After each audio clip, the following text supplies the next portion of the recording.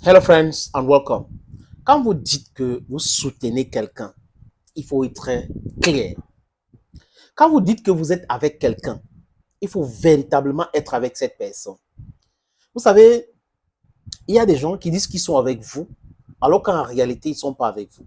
Ils sont avec vous uniquement pour les intérêts et derrière, ils veulent vous abattre. À l'époque, à l'équipe nationale, nous avons parlé de 1984. 1984 à l'équipe nationale, c'était qui? C'était Kamini, le numéro 1. C'était Samuel Eto'o, le numéro 9.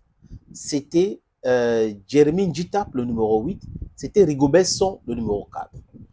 Voilà des gens qui dirigeaient à leur époque l'équipe nationale du Cameroun, qui décidaient sur quel joueur on devait appeler Eto'o. Du moins, les journalistes sportifs qui tournaient autour de cette équipe nationale à cette époque nous disaient cela. On aurait voulu voir ces gens-là toujours soudés et ensemble. Mais seulement, il y a une personne qui montre que ce n'est pas son truc.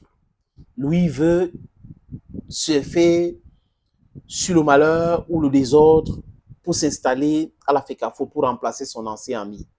Ils ont joué au Real Madrid ensemble et toi joues à Chelsea comme lui. Il n'y a pas de Jérémy Sorenjita. Vous avez vu ce qui s'est passé à la CAN. Des communiqués qu'il écrit et tout ça là, les bidonneries.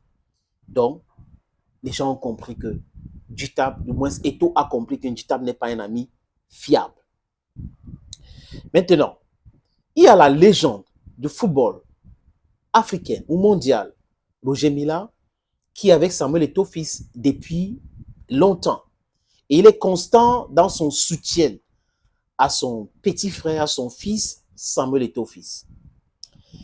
Depuis que Eto'o est devenu président de la Fédération camerounaise de football, beaucoup de Camerounais ont vu ou ont développé un intérêt pour voir la gestion claire de cette FECAFOOT. Cette association existe depuis longtemps. Beaucoup de gens ont managé cette association. Mais on n'avait pas vu cet intérêt poussé pour la gestion de la fédération.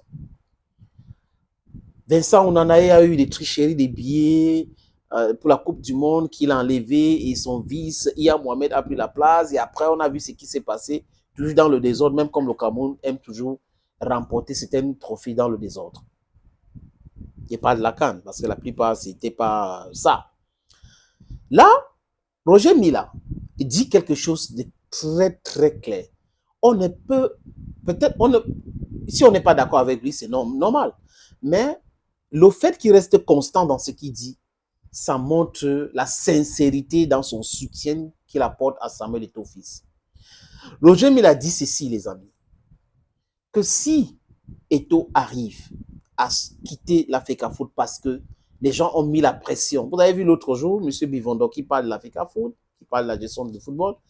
Il oublie de parler de la gestion du Cameroun qui est chaotique, catastrophique, de sa gestion depuis 42 ans de ce pays. Donc tout est résumé dans la distraction. Il faut parler du football, il faut parler de ceci, alors qu'ailleurs, il n'y a pas la comptabilité. De façon claire, on ne nous dit pas que voilà. Même des choses qui sont arrivées au Cameroun, on n'arrive pas à vouloir éclairer la lanterne des Camerounais. On veut les amener dans la distraction. Oui, Eto'o est célèbre, il est célébré.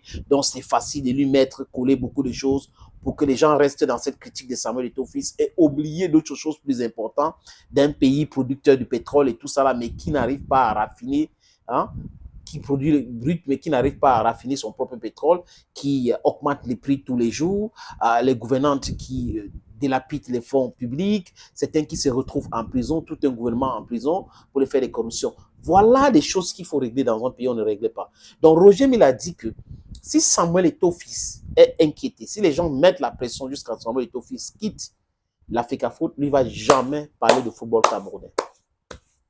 Il ne va jamais parler de football camerounais. Je lis ce qu'il dit. Si Eto'o est évincé de la FECAFOOT, je m'étairai sur le football camerounais. Je dis félicitations pour Roger Mila.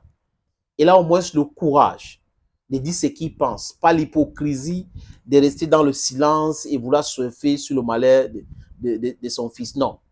Si vous êtes avec quelqu'un, vous devrez montrer à cette personne que vous êtes avec la personne. Si la personne est en difficulté, vous devrez faire une sortie publique.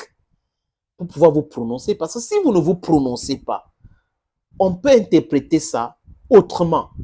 Si on aime quelqu'un, on soutient quelqu'un, on travaille ensemble avec quelqu'un et la personne est en difficulté, je répète, en difficulté parce qu'il y a de la machination, il y a de la manipulation pour l'évincer et que vous ne vous prononcez pas, vous n'êtes pas sérieux. Donc, tous ceux qui travaillent à la FECAFOOT, qui travaillent avec Samuel Eto'o, qui ne se prononcent pas, c'est un problème. On a vu que le comité exécutif s'est prononcé clairement pour le maintien de Samuel Eto'o. D'autres personnes se sont prononcées clairement. Voilà donc déjà d'amis qu'il faut avoir. L'ami qui te voit en difficulté, ou au moins qui voit que les gens sont en train de... les gens sont derrière toi en train de vouloir te faire tomber et qui vient se prononcer en disant voilà, je soutiens X, je soutiens Y parce que vous ne devrez pas faire cela.